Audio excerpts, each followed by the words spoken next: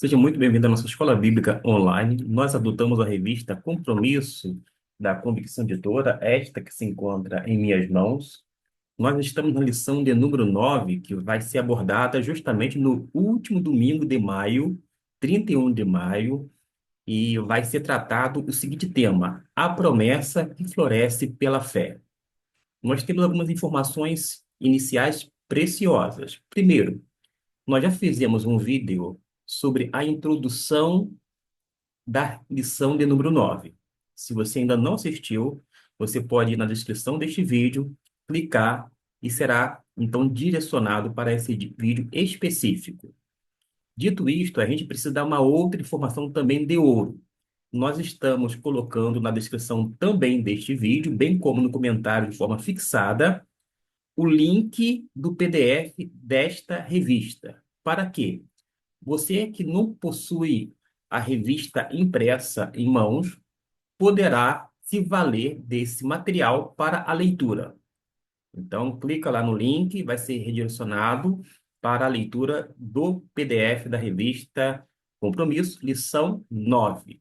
E a outra questão que eu quero colocar aqui, que também é importante, é que no final deste vídeo eu vou falar sobre a eleição conforme os batistas da Convenção Batista Brasileira. Mas este assunto vou deixar para o final. Desta forma, nós vamos iniciar a lição número 9. Já falamos o tema, o texto é Romanos capítulo 9, versículo 8. Vou fazer a leitura com base na versão NAA, da Sociedade Bíblica do Brasil, que nos diz assim: isto é, não são os filhos da carne que são filhos de Deus, mas os filhos da promessa é que são contados como descendência. Feito a leitura da palavra de Deus, do versículo 8 do capítulo 9, nós queremos naturalmente introduzir este vídeo em relação a essa temática, dizendo o seguinte: o capítulo 9 é um dos capítulos mais profundos da Bíblia Sagrada sobre a soberania divina. Mas não apenas a soberania, porque, por tabela, mencionamos também a eleição e a fé. Porque Paulo vai escrever para uma igreja que está dividida entre judeus e gentios convertidos. E Paulo procura encorajar, ensinar, sobretudo, o plano de Deus que sempre esteve fundamentado, tanto na graça quanto na fé, numa alusão à pessoa bendita de Cristo Jesus. O objetivo do capítulo 9 não é gerar discussões teológicas vazias, mas mostrar que Deus deseja salvar pessoas de todas as nações. Até hoje, nós temos observado que nas igrejas batistas pelo Brasil ainda há muito debate sobre a questão da predestinação e eleição. E cada um diz uma coisa. Alguém disse assim: cada cabeça uma sentença. E se você perguntar para o seu pastor, ele vai dizer uma coisa, se perguntar para um outro pastor batista, ele vai dizer outra coisa, e você fica um tanto perdido, confuso. Como é que pode? Mas nós temos um documento de fé chamado Declaração Doutrinária da CBB, que vai ser utilizado no final deste vídeo sobre a temática. Mas eu não quero falar sobre a lição conforme Armínio, muito menos Calvino. Eu quero falar sobre a lição conforme os batistas da Convenção Batista Brasileira. Porque no Brasil, assim como no mundo todo, nós temos muitas convenções. No Brasil, temos a Convenção Batista Independente, Batista Regular, Batista Nacional, Batista Bíblico, Batista disso, daquilo outro, e temos o grupo mais antigo e maior em solo pátrio, que é a Convenção Batista Brasileira. Como eu sou pastor batista nesta denominação e diante desta convenção, nada melhor do que no final falar sobre essa temática que, em outros ambientes, é motivo para debate. Aqui será motivo apenas para explanação e explicação daquilo que nós cremos, tá bom? Feito esta colocação, qual é o meu objetivo? Eu tenho três. levar cada um de vocês, quer professor, secretário da EBD, aluno, a compreender que, primeiro, Deus é soberano. A segunda coisa, que Deus, além de ser soberano, mas a salvação é pela graça, isso mesmo. E que, terceiro, a fé é o caminho para viver a promessa. Aliás, nós não vivemos por vista, isto é, pelo que vemos, mas pela fé. Vamos então tratar neste vídeo, nessa primeira parte, falar sobre a promessa é maior que a descendência, que é justamente o nosso primeiro tópico. Já disse que eu não vou fazer a leitura da revista, eu vou apenas tecer comentários. Se você tiver perguntas em relação à revista que eu estou colocando à disposição através do link para a leitura, você pode fazer o seu comentário, a sua pergunta, colocar a sua dúvida, que em tempo hábil eu respondo, se Deus assim permitir e eu tiver essa condição, tá bom? Mas Paulo, ele inicia nesse primeiro tópico falando de uma coisa tanto triste. E por que a razão da tristeza? É pelo fato de que muitos judeus rejeitaram a Cristo Jesus. Não é algo apenas dessa época, mas desde os primórdios, muitos judeus, de uma forma deliberada, rejeitaram a pessoa bendita de Cristo Jesus porque não o reconhecem como o Messias. E mesmo sendo descendente de Abraão, muitos não compreenderam o propósito espiritual da promessa. O que o apóstolo Paulo está mostrando aqui, nesse primeiro tópico, quando fala que a promessa é maior que a descendência, primeiro, é que nem todo descendente natural pertence ao verdadeiro Israel espiritual. Não é à toa que nós concebemos que Deus não tem dois povos, senão um povo. Porque antes o mundo estava dividido em dois, gentios e judeus, mas Paulo nos diz na carta aos Efésios que de ambos os povos Deus desfez a inimizade e fez um só. Deus só tem um povo. O povo de Deus é a igreja. A igreja, dito de outra maneira, é o novo Israel de Deus, o Israel espiritual. Mas a segunda coisa é que Deus escolheu Isaque e Jacó segundo o seu propósito. Tinha um desígnio divino. A gente não pode ignorar isto. Os judeus, que são pessoas que nasceram relacionadas à descendência abraâmica, por exemplo, não pode também ignorar esse fato. E Paulo apresenta uma terceira questão, que é a promessa, porque ela sempre esteve ligada à fé.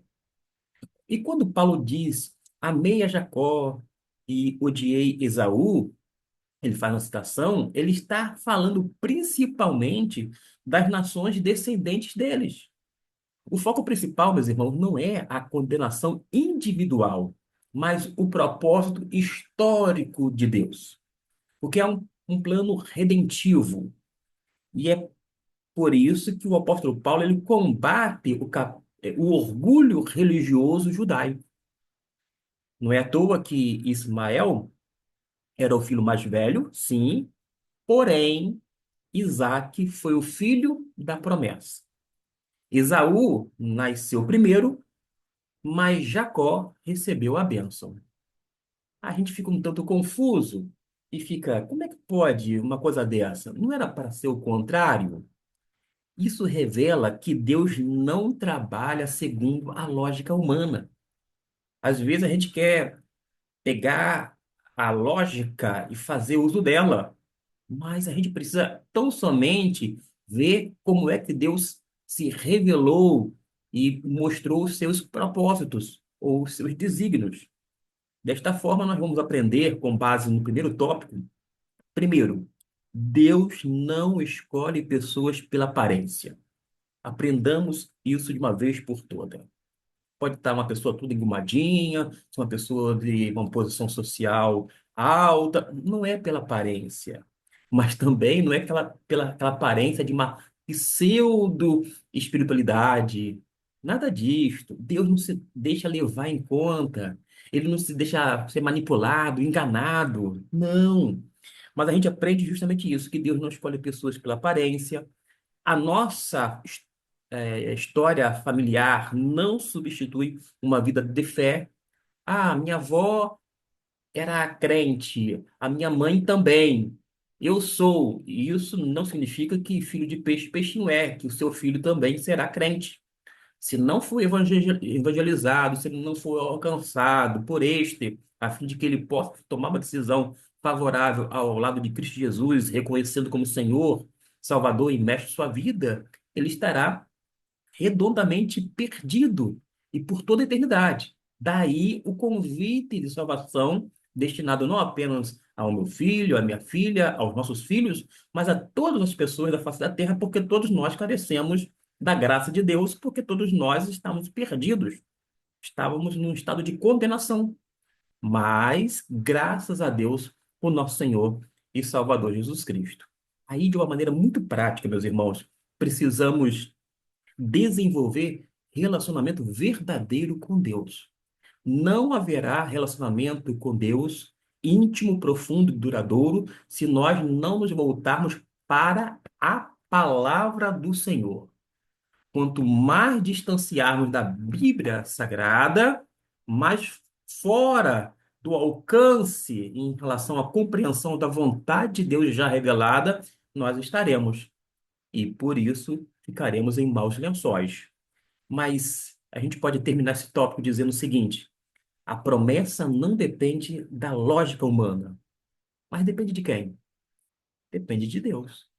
Um Deus que é soberano, um Deus que é justo, um Deus que é amor. E a gente aprendeu que Deus vê além da aparência e alcança o coração do homem. Vamos então para o nosso segundo tópico, porque vai falar sobre soberania com propósito. Como eu disse, nós não vamos tecer comentários sobre o teor da revista, mas fazer uma explicação a respeito desse tópico. O apóstolo Paulo, ele ensina que Deus é soberano e possui autoridade para agir segundo a sua vontade. Porém, a soberania divina não é injustiça. Não é pelo fato dele ser soberano que ele vai ser arbitrário. A gente não pode confundir uma coisa com outra. Deus continua sendo santo, amoroso e justo. Quer ver um exemplo de Faraó? Faraó foi alguém que teve o coração endurecido. E quando a gente analisa esse exemplo do Antigo Testamento, a gente nota que mostra que Deus pode usar até mesmo corações resistentes para manifestar a sua glória. Por quê? O endurecimento do coração de Faraó ocorreu de uma forma progressiva. Antes de Deus endurecê-lo por completo, vou dizer assim, o próprio Faraó já havia endurecido o seu coração. E Deus, que é onisciente, era sabedor disto. Deus não endureceu o coração de alguém que ele sabia que estaria inclinado para aceitar a sua vontade, o seu querer, pelo contrário. Ele conhecia não apenas Faraó, mas todas as pessoas da época, assim como conhece as nossas vidas. E ele sabe perfeitamente quem vai estar inclinado para a voz do Espírito Santo e para aquelas pessoas que hão de rejeitar ou de tapar os ouvidos para não escutar a voz divina. Isso mostra, meus irmãos, que Deus respeita escolhas humanas. Além disto, o pecado endurece o coração, é verdade. Mas a misericórdia divina continua disponível. Não é à toa que no capítulo 11, no versículo 32, eu vou fazer a leitura nessa versão NAA, olha só o que nos diz a palavra de Deus. Porque Deus encerrou todos na desobediência, a fim de mostrar sua misericórdia a todos. E que nós aprendemos, então, com base nesse versículo lido, que faz parte da epístola romana e que precisa ser analisada de maneira conjunta com o capítulo 10, 9, 10 e 11, por sua vez, Mostra que Deus encerrou todos debaixo da desobediência da lei para usar de misericórdia para todos. E qual é o objetivo final de Deus? É a redenção humana, é a redenção do ser humano. Ou seja, nós, sabedores disto, não podemos brincar com o pecado. Não podemos ter pecadinhos de estimação. Não podemos ter um coração endurecido e tampouco perder a sensibilidade espiritual. Sabedor de que Deus deseja a redenção de toda a humanidade, Deus ainda chama pessoas ao arrependimento. É por isso que a gente sabe perfeitamente, à luz desse segundo tópico, soberania com propósito, que quanto mais distante de Deus, mais duro fica o coração. Agora, sabemos também que a soberania de Deus nunca anula a sua misericórdia. Vamos para o tópico de número 3, porque precisamos falar sobre a eleição da fé. Você deve estar curioso, nós vamos deixar uma sessão de tempo, indicando quando começa cada tópico, inclusive o assunto final, que é um bônus dentro desse vídeo, que fala sobre a eleição conforme os batistas da Convenção Batista Brasileira. Mas antes precisamos falar sobre esse tópico com base na lição de número 9 feita pelo autor. Naturalmente, trabalhando os textos bíblicos, porque ele vai trabalhar o capítulo 9 do versículo 24 até o 33. Em relação à eleição pela fé, que é o nosso terceiro tópico, Paulo está concluindo que, ao ensinar que Deus agora chama judeus e gentios para formar o seu povo pela fé, note que Deus só tem um povo, a igreja, que é composta de todas as pessoas, de todas as raças, tribos, nações, línguas, pessoas de todas as épocas e etc e tal. Mas a salvação não está limitada a uma etnia. A salvação está expandida, está, enfim, é, compartilhada, distribuída, ou seja, há um convite para todas as pessoas, para todas as etnias. Por causa de quê? Porque Cristo, ele abriu o caminho para que todos tivessem acesso à graça de Deus. Desta forma, quando a eleição é apresentada aqui, na carta do apóstolo Paulo, ele possui uma dimensão não individual, mas coletiva. A gente tem uma tendência, uma mania, como somos teimosos, talvez porque desconhecemos a Bíblia como um todo, de começar a ver somente de forma individualizada. A gente precisa aprender a enxergar a Bíblia como ela apresenta a questão. É a salvação do povo, da humanidade. Quando se refere à igreja, é a edificação da igreja toda, não de alguns indivíduos, etc. e tal. Porque Deus forma um povo mediante a fé em Cristo Jesus.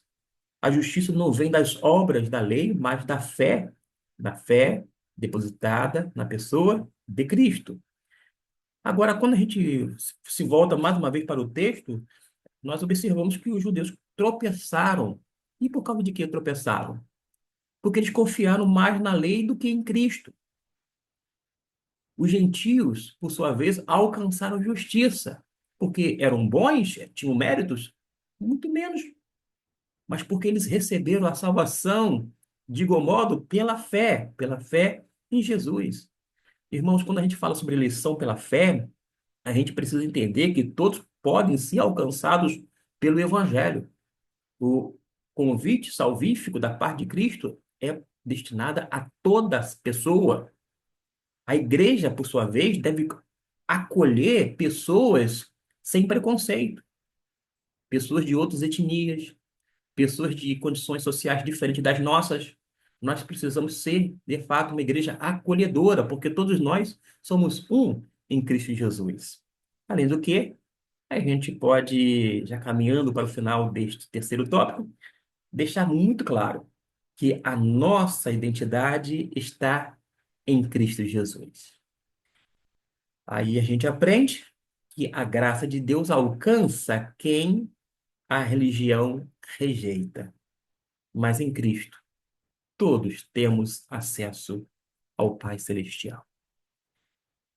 Meus irmãos, vimos a lição, agora temos a conclusão. Como eu disse, não vou fazer a leitura, você tem de uma forma disponível, através do link que está na descrição desse vídeo, todo esse material para ser lido, caso você queira, levando em consideração que você não tem a revista impressa, ou quando não, não está com ela em mãos. De repente está no serviço, está em trânsito ou em viagem, poderá ser útil.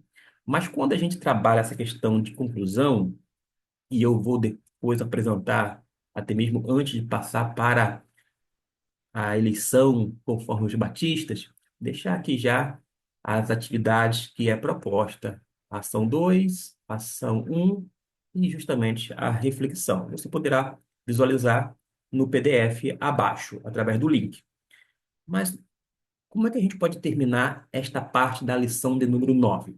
Bom, a gente aprende algumas coisas em relação à promessa de Deus, que ela continua viva, porque Deus é vivo. Mesmo em tempos difíceis, Deus permanece fiel, sobretudo. A segunda coisa que nós aprendemos é que a fé transforma o impossível em testemunho, porque quem confia em Deus aprende a perseverar. A Bíblia vai apresentar sempre uma fé perseverante. Mas aprendemos também que Deus não faz acepção de pessoas, porque a salvação é oferecida a todos. Uma outra questão a ser colocada em que a religião sem relacionamento perde o sentido. Deus deseja duas coisas. Primeira, intimidade e automaticamente a segunda, transformação, porque nós seremos transformados à medida que estivermos em Cristo Jesus. Mas a graça é maior que o nosso passado, porque em Cristo todos podem recomeçar. Todos nós podemos recomeçar. De modo que a gente aprende de uma forma muito prática que a fé, ela pode ser fortalecida através da oração e, sobretudo, pela leitura da palavra de Deus.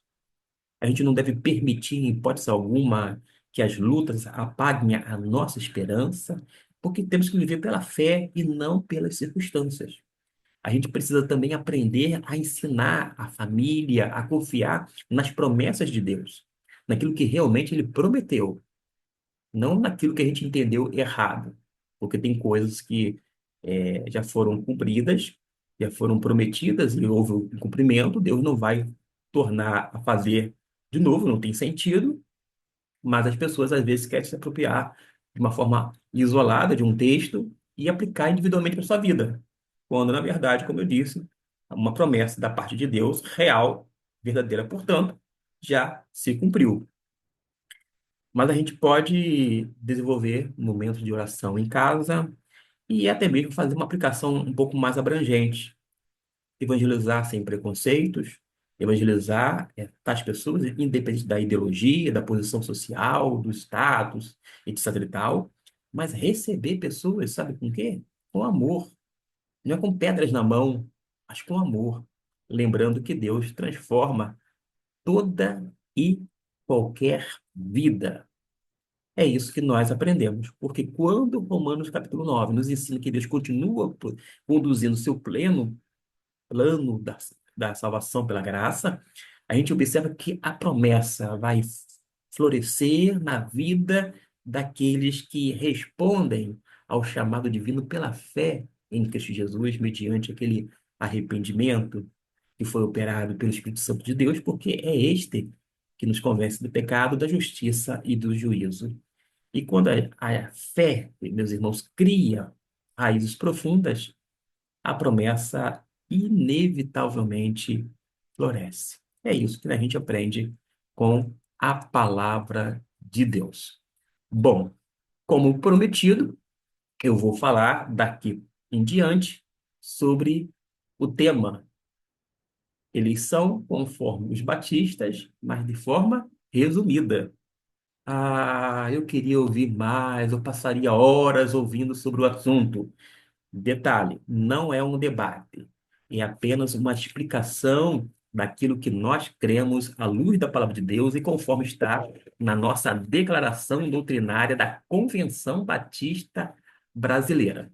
De modo que se você chegou aqui de paraquedas, chegou agora, eu ouvi a informação de que vai ter uma eleição conforme os arminianos, conforme o calvinismo. Não é a eleição sobre esses dois grupos importantes que até hoje dá pano para manga, é muito debate, há muita discussão. Não. Nosso objetivo é repousar nas Escrituras, sabedor de que a Bíblia Sagrada tinha sido escrita muito antes desses dois homens, que são vultos dentro do cristianismo, mas eu quero falar sobre a eleição conforme os batistas. Quando a gente fala sobre a eleição e predestinação, é importante dizer que nós, como batistas da Convenção Batista Brasileira, cremos sim na eleição.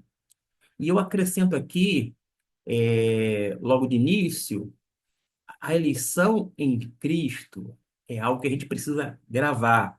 Esse acréscimo é fora do tempo, porque eu poderia falar um pouco mais adiante, vou falar, mas precisa ser incutido na nossa mente, colocar aqui dentro e jamais esquecer. Porque, como dissemos, nós temos um documento de fé e que mostra justamente a nossa esperança em Deus e, sobretudo, a nossa perspectiva no tocante à temática. Nós cremos, por exemplo, que a escolha é feita por Deus em Cristo desde a eternidade de pessoas para a vida eterna, não por qualquer mérito, mas segundo a riqueza da sua graça. É o que nos diz a declaração doutrinária. Que isso significa, meus irmãos? Que não negamos a eleição, que é uma doutrina bíblica, como nós podemos ler nas passagens, como Efésios capítulo 1, do versículo 3 até o 14, 1 Tessalonicenses capítulo 1, versículo 4, 2 Tessalonicenses capítulo 2, versículo 13 e 14. Todavia, nós cremos que essa eleição em Cristo, que é uma escolha feita por Deus em Cristo, desde a eternidade, de pessoas para a vida eterna, não por qualquer mérito, mas segundo a riqueza da sua graça, e essa eleição está em perfeita consonância com o livre-arbítrio de cada um dos homens, conforme João, capítulo 3, versículo 16, e capítulo 5, versículo 24. Aí a gente contraria o calvinismo porque cremos que Deus, no exercício da sua soberania divina e à luz de sua presciência, é uma palavra que tem que ser destacada. De todas as coisas, elegeu, chamou, predestinou, justificou e glorificou aqueles que, no decorrer dos tempos, aceitariam livremente, mais um destaque a ser feito, o dom da salvação. Os batistas entendem a eleição e predestinação à luz da presciência divina, conforme escreveu Pedro. Ele nos diz assim: eleitos segundo a presciência de Deus Pai. É o que o apóstolo Pedro deixou registrado. É Deus que toma a iniciativa ou é o homem que procura Deus? Qual é a resposta? Se a gente for se reportar a Efésios capítulo 2, versículo 1, segundo Paulo, os homens se encontram mortos nos delitos e pecados, e ora, o homem morto não pode tomar nenhuma iniciativa de nada. E é Deus quem nos dá vida. Não é à toa que no versículo 5 do mesmo capítulo 2 de Efésios, e ele fala: E estando nós mortos em nossos delitos, nos deu vida juntamente com Cristo. Pela graça sois salvos. Mas a graça divina só vai produzir, meus irmãos, efeito quando? ao dar o toque de vida espiritual, o homem responder positivamente a Deus. A iniciativa é de Deus, mas o homem responde positivamente. Por isso que é necessário pregar o evangelho, a fim de que ele seja desperto e a vontade do homem seja despertado. Nós entendemos também que Deus deseja a salvação de todos os homens e não de só uns eleitos. Porque quando a gente se reporta a um documento que eu julgo importante, caso você queira que eu fale sobre ele, me refiro ao esboço de teologia sistemática de Langston, que ele nos diz assim: a iniciativa de Deus na salvação não priva ninguém de salvar-se, porque ele via a salvação de todo, digo, ele visa a salvação de todos. E Paulo vai declarar que a graça de Deus se manifestou a salvadora, de forma salvadora a todos os homens. Eu estou agora me referindo a capítulo 2, versículo 11 da carta de Paulo a Tito. E Pedro diz que Deus é longânimo, não querendo que nenhum pereça, senão que todos cheguem ao arrependimento, segundo Pedro, capítulo 3, versículo 9. Nós estamos aprendendo que Deus deseja a salvação do maior número possível de homens. Por isso, ecoa nos nossos ouvidos a grande comissão. Portanto, ide, fazei discípulo de todas as nações, batizando-os em nome do Pai, do Filho e do Espírito Santo, ensinando-os a observar todas as coisas que eu vos tenho mandado, e eis que eu estou convosco todos os dias até a consumação dos séculos. Mateus, capítulo 28, versículo 19 e 20. E, finalmente, nós podemos destacar a doutrina da perseverança dos santos, meus irmãos. Por quê? Nós podemos ter a certeza dessa salvação. Cremos, por exemplo, que o crente não perde a salvação. Existem denominações inteiras que não são calvinistas, mas acreditam na outra corrente teológica, a arminiana, de que as pessoas podem perder a salvação. Mas nós, como crente batista da CBB, não cremos nessa possibilidade porque a Bíblia não diz, ela não afirma, ao contrário. Ela mostra que o crente verdadeiro, aquele que foi regenerado, aquele que foi justificado pela fé em Cristo, aquele que tem esse processo de chamado de santificação, ele vai perseverar na fé. Cremos que o crente não perde a salvação. Nós temos muitas passagens bíblicas que vão falar isso. E nós temos, por exemplo, e a vontade do que me enviou é esta, que eu não perca nenhum de todos aqueles que me deu, mas que eu ressuscite no último dia, porquanto, disse Jesus, esta é a vontade de meu Pai, que todo aquele que vê o Filho e crê nele tenha a vida eterna. Não diz que terá no futuro, mas tenha a vida eterna. E eu o ressuscitarei no último dia. Em verdade vos digo, aquele que crê tem a vida eterna. Já tem. A vida eterna começa justamente quando nós aceitamos a pessoa de Cristo Jesus, inicia na nossa jornada cristã. As minhas ovelhas ouvem a minha voz e eu as conheço, e elas me seguem, e eu lhes dou a vida eterna e jamais perecerão, e ninguém as arrebatará da minha mão. E nós temos muitos outros textos que nós poderíamos tratar aqui, deixar João capítulo 10 versículo 27 e 30, João capítulo 6 versículo 39 e 40 e versículo 47. Nós poderíamos falar sobre outros textos, como Romanos capítulo 8 versículo 35 até o 39, Filipenses capítulo 1 versículo 6, 1 João capítulo 5 versículo 18, 19 e 20, e também Hebreus capítulo 10 versículo 39. Mas acontece, meus irmãos, que alguns usam equivocadamente a frase uma vez salvo, salvo para sempre. É uma verdade. Mas algumas pessoas usam esta frase crendo que, se estão salvos, podem viver uma vida de pecado e sem compromisso com Deus. Aqueles que agem assim é porque não foram salvos, porque não compreenderam adequadamente o Evangelho de Deus, os ensinos de Jesus, a proposta divina para o ser humano. E aqueles que pregam que a pessoa pode perder a salvação não compreendeu que a fé em Cristo é perseverante e que o sacrifício de Jesus é o único perfeito e eficaz. Jesus nos salva por completo, totalmente. A gente não precisa fazer absolutamente nada para manter a salvação, porque a salvação é totalmente graciosa. Aí a gente entende que algumas pessoas são equivocadas, tanto de um lado quanto de outro.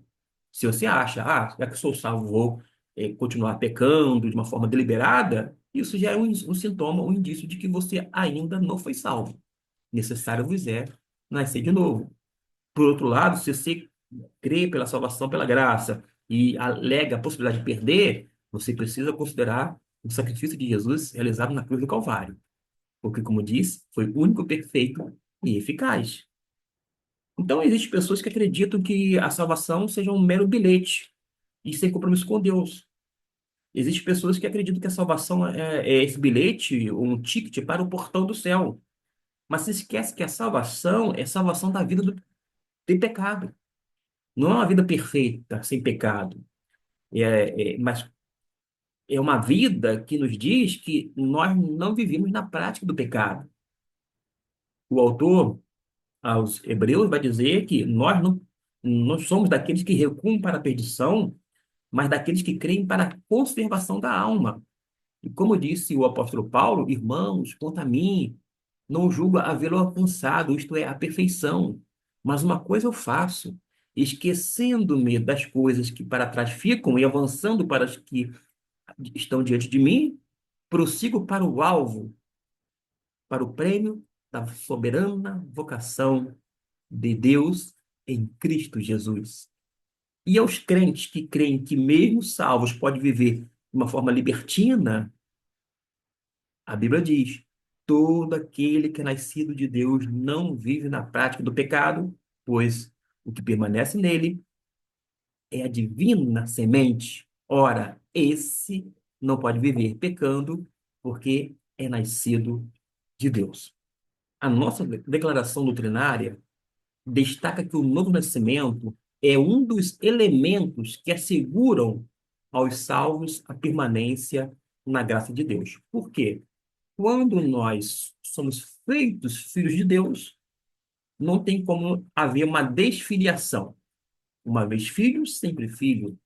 Mas o filho vai buscar fazer a vontade do pai.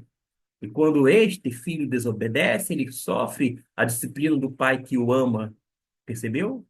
E ele continua vivendo para fazer a vontade do Pai. E numa referência a Deus, a vontade soberana do Senhor. De modo que a declaração doutrinária apresenta eleição e predestinação, mas de uma perspectiva intermediária. Não é que fica em cima do muro, porque nós temos duas correntes teológicas que podemos dizer que são extremos. Tem alguns seus pontos respectivos. E aqui, acolá, a gente adota aqui, a gente concorda com outro ponto ali, mas acontece que a gente fica numa posição não confortável, mas fundamental nas escrituras, sem ir para os extremos. A gente precisa enfatizar, sim, que a iniciativa é de Deus, mas que o homem precisa responder positivamente. O homem tem o livre-arbítrio, o homem não perdeu este. O homem, ele persevera na fé, ele jamais perde salvação, uma vez que ele é verdadeiramente salvo. Agora, se não for salvo, se constituir no mero membro de igreja, naturalmente, que necessário é nascer de novo. Uma pessoa que se diz cristã não vai viver na prática do pecado. Ela vai ter a consciência e a presença de Deus através do seu Santo Espírito para alertar, orientar, instruir, etc. e tal, e santificá-lo, inclusive. Então, apresento aqui de uma forma sucinta essa posição intermediária conforme os batistas da Convenção Batista Brasileira.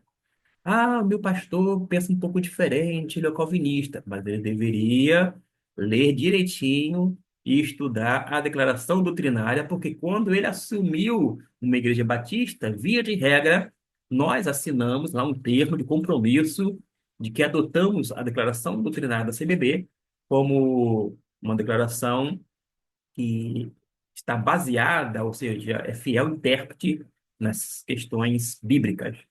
Aí precisa rever algumas coisas. Não é rever a declaração doutrinária, é rever a conduta, o posicionamento. Mas eis aí o que nos diz a nossa declaração. E dentro de um vídeo, ficou bem amplo, mas nós tivemos duas partes.